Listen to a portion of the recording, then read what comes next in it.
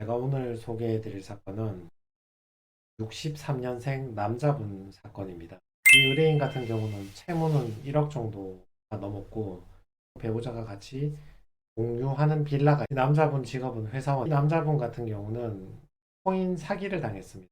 2030 세대 같은 경우는 코인을 직접 투자했다가 실패하는 경우가 많고 이 남자분처럼 5060 세대 같은 경우는 코인을 매개체로 한 다단계 회사나 투자를 하면 수익을 10% 주겠다. 이런 데 속아서 투자를 했다가 이제 돈을 못 돌려받고 그대로 탕진을 한 그런 사건이 됩니다. 이 사건의 첫 번째 논점은 집이 있었거든요. 1억 2천 상당 빌라를 부부가 공유를 하고 있었기 때문에 개인회생 같은 경우는 내가 가진 재산 이상으로 변제를 해줘야 되는 그런 규정이 있거든요. 그걸 청산가치 보장의 원칙이라고 하는데 쉽게 생각하시면 내가 재산은 10억이 있는데 채무가 1억이 있어요.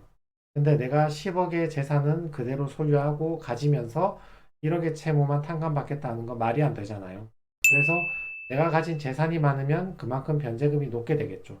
이분처럼 빌라를 부부가 1억 2천으로 공유를 하면 공유하니까 절반만 내 재산이긴 하지만 그래도 재산 가치가 크잖아요. 그러면 변제금이 그만큼 높아지니까 월급으로 전부 다 변제하기는 쉽지가 않단 말이죠. 그래서 이런 경우에는 집을 파는 것도 좋은 방식입니다. 예를 들어 볼게요. 어떤 사람이 1억 원의 빌라를 소유하고 있다고 가정할 경우에 이 사람이 3년 동안 1억 원을 넘게 변제를 해야 되는 거죠. 그러면 1년에 3,300만 원 변제하려면 한 달에 300만 원씩 변제해야 되잖아요. 그러면 너무 힘들다고. 근데 빌라를 1억에 팔았어. 5천만 원 정도는 주변 사람들한테 이제 골고루 나누어서 변제를 다 해줬습니다. 남은 5천만 원은 전세 보증금을 구했죠. 그러면 이 사람은 서울 기준으로 5천만 원은 소액 보증금이라고 없는 재산으로 취급해줘요. 그러면 집을 팔았고 변제해줬고 5천만 원 보증금은 없는 재산으로 취급하니까 이 사람 재산은 영원이 되죠. 빌라를 갖고 있을 때는 월 300만 원 변제해줘야 되는데 집을 없애고 보증금을 없애버리니까 이 사람은 급여에서 1인 생계비만 제외하고 변제하면 되거든요. 그럼 이 사람은 월급이 만약에 150만 원이면 1인 생계비 약 120만 원을 빼고 한 달에 30만 원만 변제하면 되는 거예요.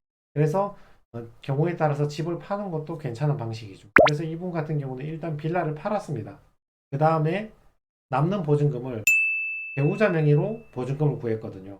회생에서 중요한 내용 배우자 명의 재산이 있는데 여러분이 보시는 게 법원에서 만든 직무 편람이라는 것인데 회생위원들이나 판사님들이 회생 재판을 할 때 이 직무 편람에 따릅니다. 여기 보시면 배우자 명의의 재산 이렇게 적혀 있죠. 판례도 부부 일방이 혼인 중 그의 명의로 취득한 부동산은 그의 특유재산으로 추정되는 것이다.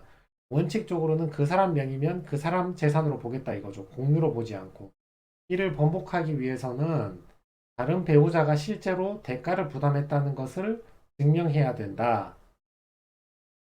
다시 말해서 아내 명의로 아파트가 등기가 되어 있지만 남편이 실질적으로 소유자로서 자금도 부담하고 소유자로서 모든 걸 다 부담했다면 그러면 등기가 아내 명의지만 아내 소유가 아닌 것으로 번복할 수 있다. 밑에 보시면 중요한 얘기 나옵니다. 그런데 종래 개인회생 절차에서는 실무상 이러한 부부 재산 제도의 기본 원칙과 달리 만연히 배우자 명의의 재산 중 2분의 1을 채무자의 청산 가치에 산입하도록 하는 경우가 많았는데 불합리한 결과를 초래하기도 했다.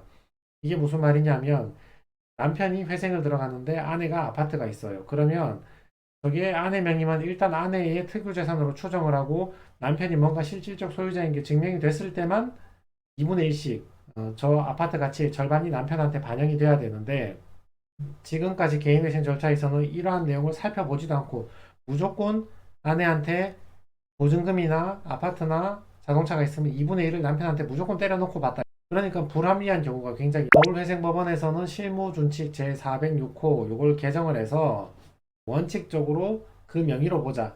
남편한테 2분의 1 일단 집어넣지 마라. 무조건 무턱대고 집어넣지 마라. 그렇게 실무준칙을 개정한 거죠. 남편 재산은 없는 걸로 봐라. 재산이 없으니까 변제금은 낮겠죠. 그래서 지금 보시는 게 개정된 실무준칙입니다. 여기서 볼 때는 고려하여서는 아니 된다 이렇게 적혀 있죠.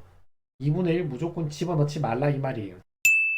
다만 예외적으로 명의신탁이라든지 부인권 성립의 요건이 충족되는 경우. 그러니까 남편이 실제로 전부 마련한 재산인데 배우자한테 명의만 맡겼다거나 배우자한테 살짝 명의만 옮겨놓고 나만 채무 탕감 받아야지 쏙 들어오는 이런 경우만 2분의 1을 반영한다 그 말이죠.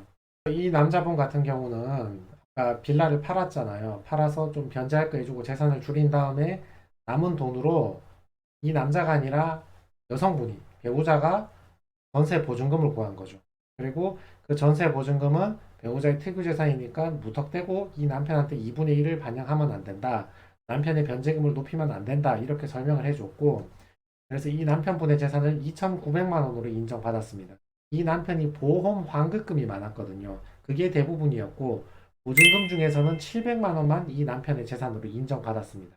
그러니까 애초에는 1억 2천의 빌라를 부부가 공유하고 있었는데 팔고 보증금 빼고 최종적으로 이 남자한테 귀속된 재산은 700만 원밖에 없는 거죠. 그러니까 700만 원은 소액이기 때문에 이게 변제금을 높이지 않고 이 남자분은 개인회생 개시결정 받고 채무 탕감 받는 것으로 정리가 됐다. 그래서 오늘의 결론은 내가 빌라나 아파트를 소유하고 있는 경우에는 재산이 많아서 변제금도 한 달에 300만 원, 400만 원 내서 너무 힘들 때가 있다. 그럴 땐 집을 팔고 재산을 줄이는 것도 좋은 방법이다. 배우자 명의 재산은 나한테 2분의 1이 반영 안 되도록 해야지 내가 변제금이 낮아질 수 있다. 이렇게 설명을 드릴 수 있겠네요. 이상입니다.